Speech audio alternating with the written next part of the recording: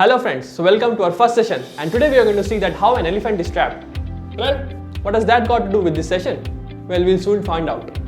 You see, the elephant is such a huge animal, and it is nearly impossible to trap the elephant. But do you know how is it done?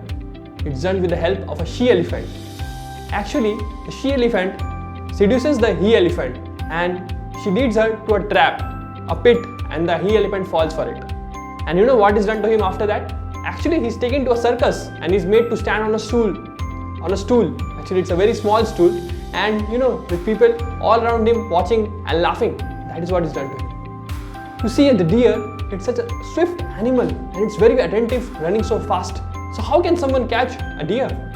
But the hunter, very intelligently, he plays a very beautiful music through his flute, and the deer, hearing that, is irresistibly attracted to it. And he runs towards that, and as soon as he runs towards the hunter, that's the end of the deer. Yeah. Similarly, if you see, for a moth, when a moth sees fire, its eyes lit up, and it can't stop himself from going towards that fire, and just enters into that fire, and that's it. That's the end of the moth. Similarly, if you see, for the fish, the entire ocean is available as food for him, but he still is attracted to the meaty bait which the fisherman puts, and as soon as he goes for that, that's the end. And also, if you see, for a honeybee, the honeybee is very much attracted to the sweet smell of the honey from the lotus flower, and it goes there, and it goes to a timeless zone. It gets totally absorbed there, and it loses track of all time, and it sucks the honey continuously. And as sunset happens, the lotus closes and the honeybee is trapped inside, and that's the end. But why am I telling you all these things? You see, each of these animals have a weak link. They have a sense which acts as a weak link for them, for which they fall prey to. But amazingly, human beings can have all of this as their weak links. Yeah. So, if you see, in this video I will talk about two things: the sense of sight and the sense of touch. You see, they're actually correlated. Whenever we see something, actually the brain processes that information, the mind processes that information, and it dictates the sense of touch to act accordingly. See, all of us are looking for some sort of engagement in which we feel happy and excited.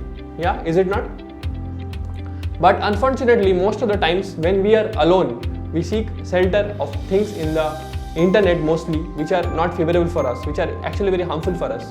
It apparently gives us excitement or happiness for some time, but what happens to that is actually, the eye see that and they take in that, and the mind processes that information, and it wants to experience that happiness, on a physical level actually, and it dictates the sense of touch to act, and that is how we see nowadays so many crimes are coming up, because even the students, so many juvenile crimes are coming up, because even each and every, there is, most of the students, have very easy access to all these things in the internet, and their mind is filled with all of these things, and thus the mind is dictating the sense of touch to act and experience it on a physical level, and therefore we see so many crimes and so many other things nowadays, because they're just uncontrolled senses and they want to enact those things to experience that happiness, but at the cost of others. Yeah, that is what is happening. Also, if you see, whenever, if you are going out, or whenever,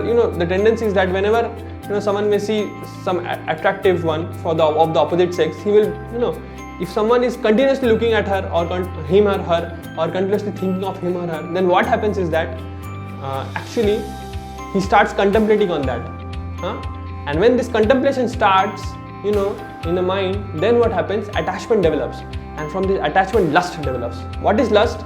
Lust is adamant desire for something which is prohibited.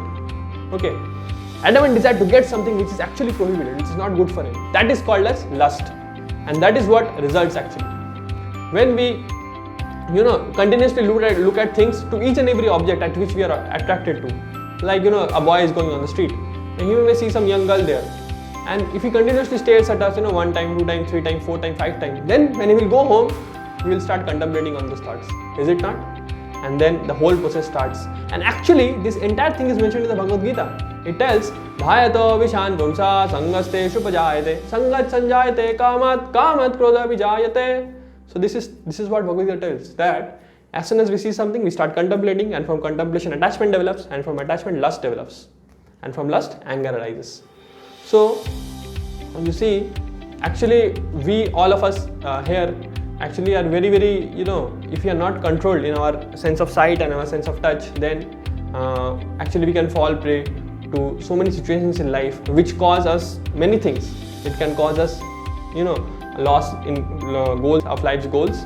Also it can cost us, like if a student is there, then he will be deviated from his studies, or similarly a person working in a company. Yeah, and also it can cost us bad name, actually, not only to us but to our families as well. Yeah, so we need to be very careful all these things. But don't worry, I'm going to present the solutions also in the future videos. And in the next one, I'm going to talk about the taste, the sense of hearing, the sense of taste, and the sense of smell. Okay, so that's it for this one. So I'm going to meet you in the next one. Thank you.